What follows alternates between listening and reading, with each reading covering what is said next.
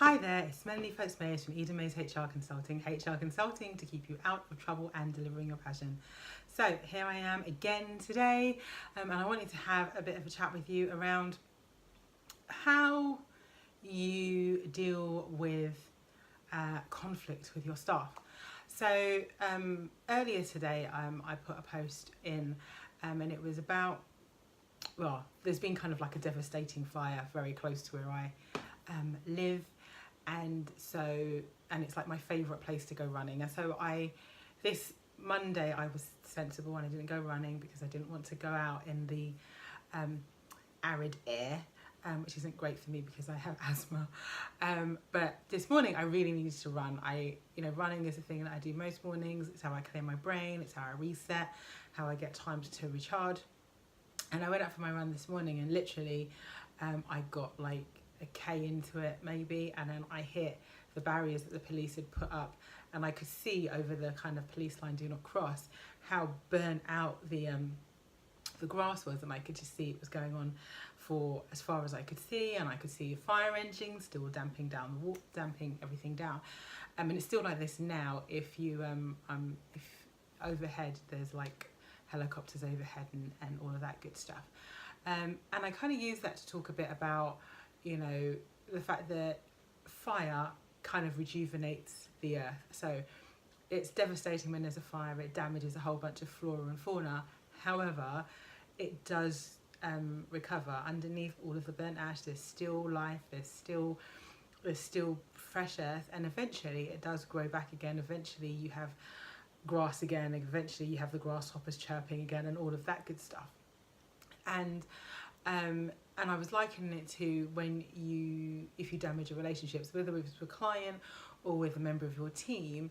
It doesn't take a lot to damage a relationships. It takes a hell of a lot to build it up, a hell of a lot of time and effort to build it up, but it doesn't take much to destroy it. And so I kind of just said, just remember to take your time.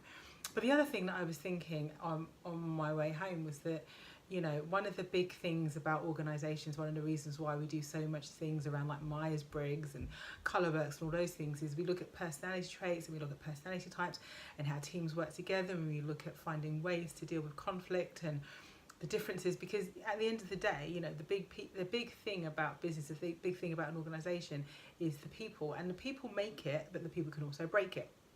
And so it's important to learn to deal with conflict in a way that's constructive and that's not going to form an irrevocable chasm that means that one or both people have to leave your organisation. And so I thought I'd just talk about that for a little while today.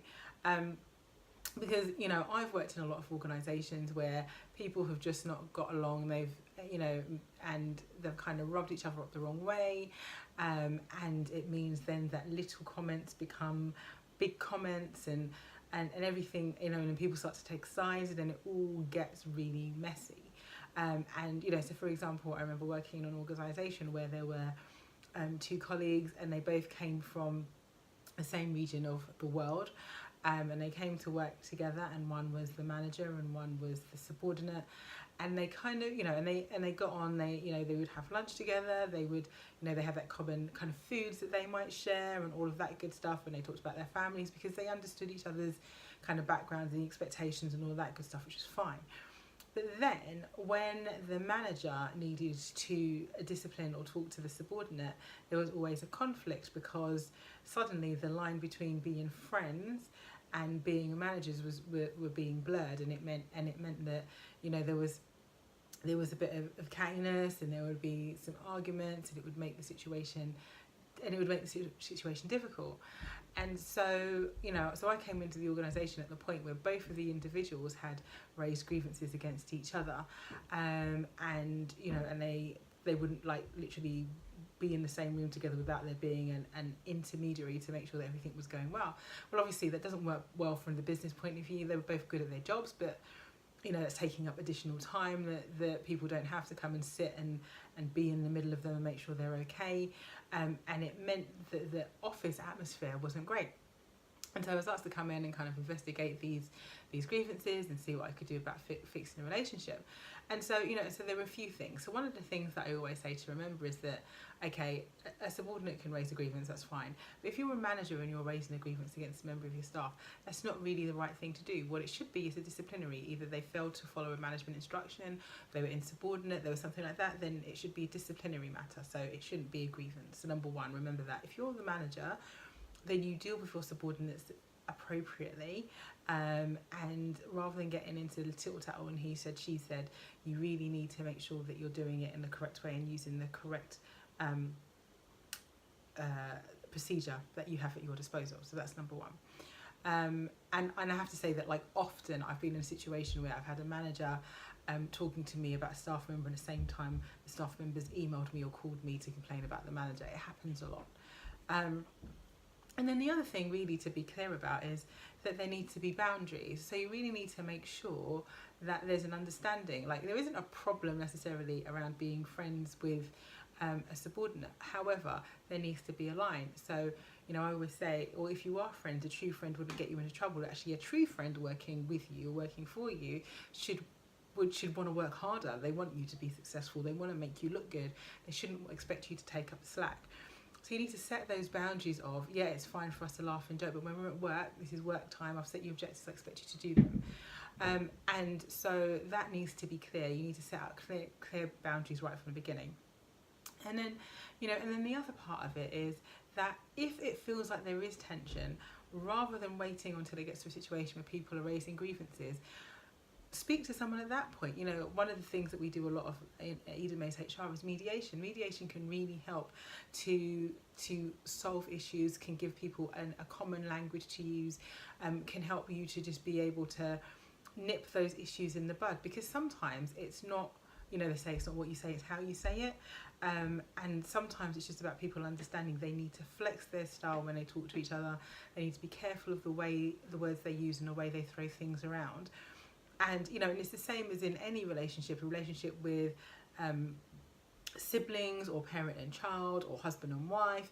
You all have to have, in order for everybody to rub along together nicely, you have to adjust the way you speak. You have to take consideration into the way that person feels. It doesn't mean you don't state your mind.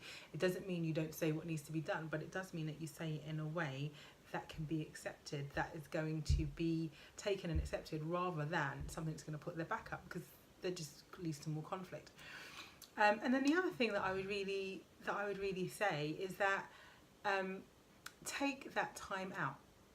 I know often for me, and it kind of goes back to me talking about my running in the morning or going to the gym, is that for me, sometimes so many things are going on, sometimes you're pulled into so many directions that you kind of get to that situation of the straw that broke the camel's back. Just one thing happens and suddenly you're like, ah.